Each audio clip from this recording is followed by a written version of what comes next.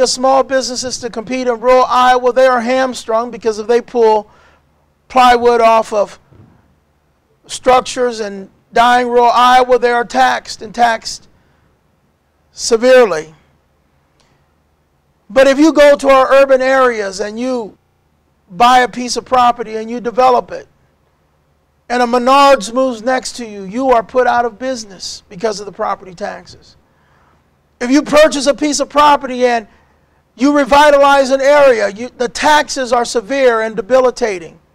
And so we've literally created in Iowa a class of urban sharecroppers, individuals who are forced to rent from landlords where wealth and power is concentrated in the hands of the few, and they get a plaque from the Chamber of Commerce or the Better Business Bureau. And after 20 to 30 years, they're able to point to those plaques and possibly Social Security, because the bags of $2,000 and $3,000 and $4,000 worth of coin a month they've handed to their landlord has left their possession forever. And so our property tax code in Iowa has been the single most potent tool for transferring wealth into the hands of the few and divesting the many. We have made property ownership limited at best and difficult in most instances. It is outrageous that a family farmer can't do what's necessary to sustain his farm. It's outrageous that a resident can't be a good neighbor and improve their property. And it is outrageous that assessors do things such as show up at the homes of 90-year-olds demanding fireplaces and sinks they have, bullying and intimidating them as if they have the right to examine their possessions, and then following that to randomly raise taxes 2 and 3 times without any kind of commercial basis, without any kind of scientific or empirical basis, but simply because the mismanagers of our local governments have appetites that the current resources cannot satisfy. And so property taxes become the second compelling reason why we must have a constitutional convention, because we cannot allow our property taxes to continue as they are. And then we look at the issue of education. And we have a schoolhouse on the back of the Iowa quarter. A schoolhouse on the back of the Iowa quarter. And that schoolhouse should be boarded up. Because the reality is our education system is under siege from without and from within. From without by the tragedy called No Child Left Behind and the attempt to federalize our education system with the full cooperation and consent of the political powers within both parties. And as we sink deeper and deeper into No Child Left Behind, the official statistics are devastating. In our 10 largest cities, every single high school is failing. In Ames, in Cedar Rapids, in Council Bluffs, Davenport, Des Moines, Dubuque, Iowa City, Sioux City, Waterloo, and West Des Moines, every single high school is failing. And in those cities, only 2 middle schools are not failing. And how is that possible to coexist with that reality without having a remedy? But we chase the federal dollar, and in quest for the federal dollar, we have sacrificed the urban education base. But as our rural areas die, the political power is no longer concentrated in small town Iowa. And so despite the state financed, state documented, state published reality that urban education is in an unprecedented crisis, it is our rural schools that are under siege.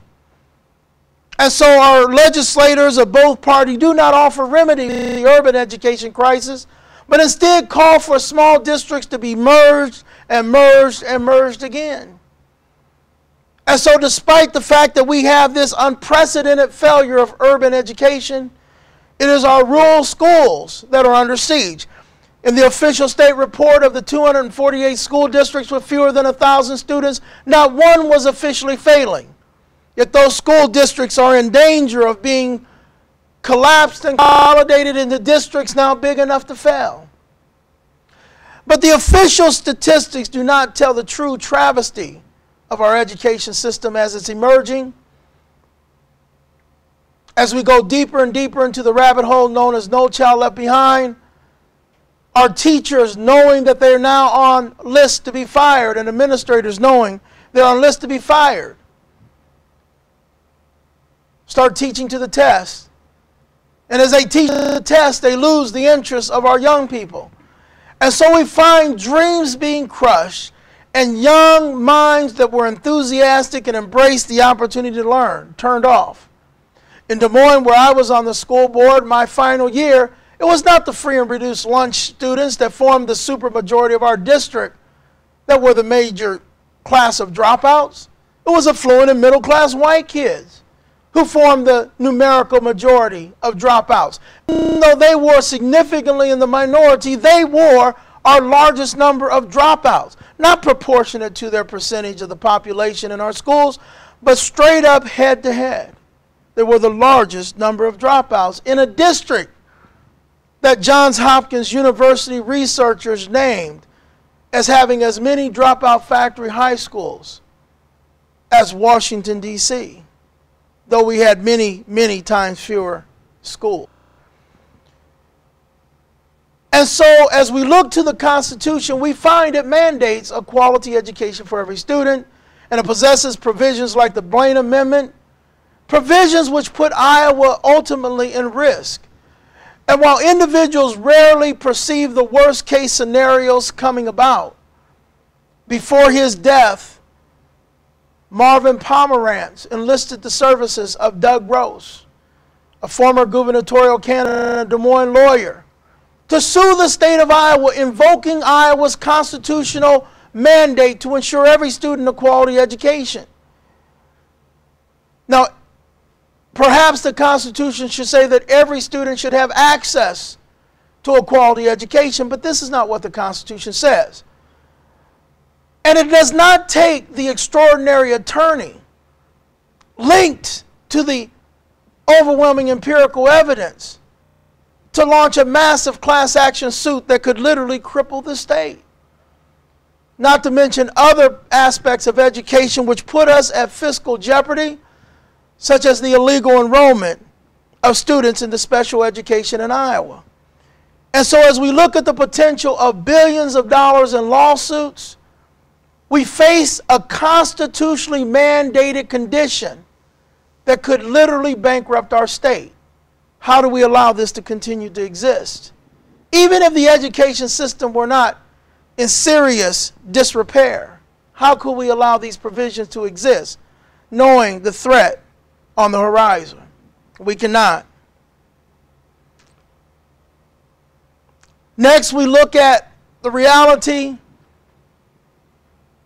that Iowans deserve certain constitutional protections within our state of their most fundamental and sacred rights,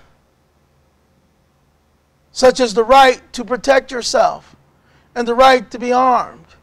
And the time has come for Iowa to have a Second Amendment in its Constitution that lays out with specificity, that does not grant, that does not deed rights, but that confirms, as our founders did, this most fundamental of rights.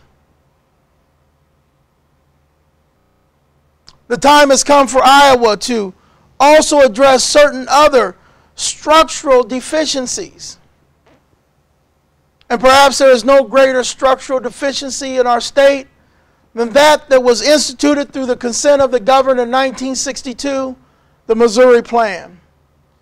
Now, the Missouri Plan was designed to be a merit-based system in reaction to the abuses of popularly elected judges.